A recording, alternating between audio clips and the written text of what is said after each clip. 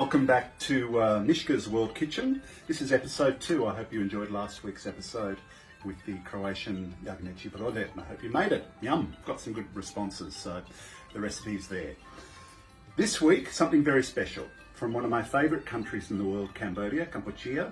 I'm going to make the typical and very classic Amok fish Amok, which is different in many parts of Cambodia, but this is the traditional recipe I'm making. There will be a few shortcuts because you can't get all the proper ingredients all the time, but basically I'll show you the ingredients in close-up. And so we've made a paste here, or the krung. Okay, so we're now going to assemble the krung, or the curry paste. That is the basis for this curry. So I've got about 5 thick slices of galangal, which is ginger, but you can use ordinary ginger, it's fine. About a tablespoon of palm sugar. Brown or raw sugar will do if you don't have it, but palm sugar comes from a palm tree, and it's a really authentic and lovely taste. We've got about half a stick of lemongrass and the roots from coriander. So any coriander bunch, chop off the roots. That goes in. Then we've got about a 2 to 3 centimetre piece of chopped turmeric. Very important for the yellow colour. And then lastly but not least, 2 shallot onions and 2 cloves of garlic. I'll add in about a tablespoon of fish sauce for the saltiness. There's chilies down the bottom, which you saw.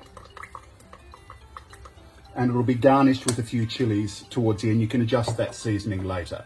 I'm going to add in some lime juice and just some of the kaffir lime leaves. I'll use the rest for garnish. That gives it a real authentic taste. And using the wand,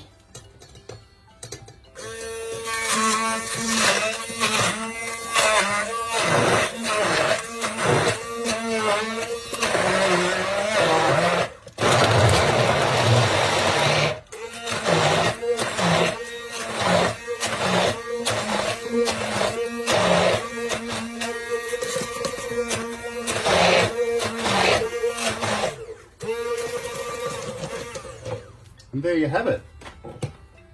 That's the krung. Now you can do that in a food processor or a blender or with the wand, which I did, or a mortar and pestle. Now come in, have a look. We're going to marinate. I've got 2 ling fish fillets here, so any white fish will do. But this is ling. You can have monkfish or bassa. Don't use the pink fish or the dark fish. This is definitely a white fish recipe because it's only going to be steamed.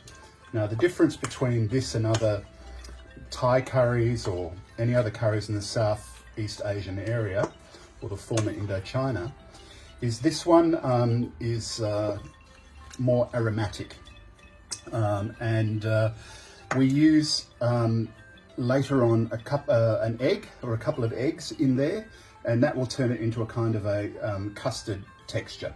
So we put the fish and the paste together, and now we're going to add in a tin of coconut cream.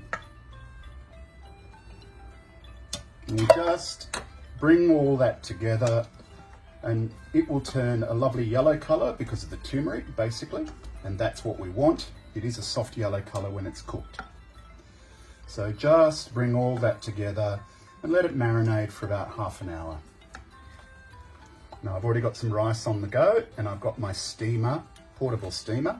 I'm just adding in now the yolk and the white of an egg into this mixture. This is what will turn it, this is a secret to turn it into a kind of a custard, frittata, junket kind of consistency. It took me the cooking lesson in Phnom Penh to actually get that part of the recipe. I was always guessing how did they get it to be thick. I was thinking corn flour or thickening agents, but it's an egg. So there you go. So we'll pull back now, and I've got just a little colander here and a steaming water, and all I'm going to do is spoon the mixture into this basket that I made. Now normally you'd make this with banana leaf, this basket, but it's tough to get them, and I'm happy to show you that in a separate lesson. But at the moment I've made this one out of tin foil and wax paper. So any container that you can steam is good. Okay, don't do what I do and overfill it. Now I'm going to put the lid on and we're going to steam that for 20 minutes. I've taken the steamboat out, and if you come in close, I'll show you how it's plated up.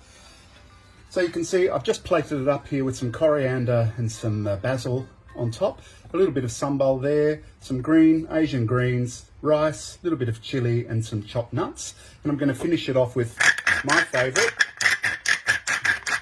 as you know, canned hot pepper. So thank you. I hope you can try this one. It really is delicious, very aromatic. Let me know what you think. See you next week. Bye. Akun chiran.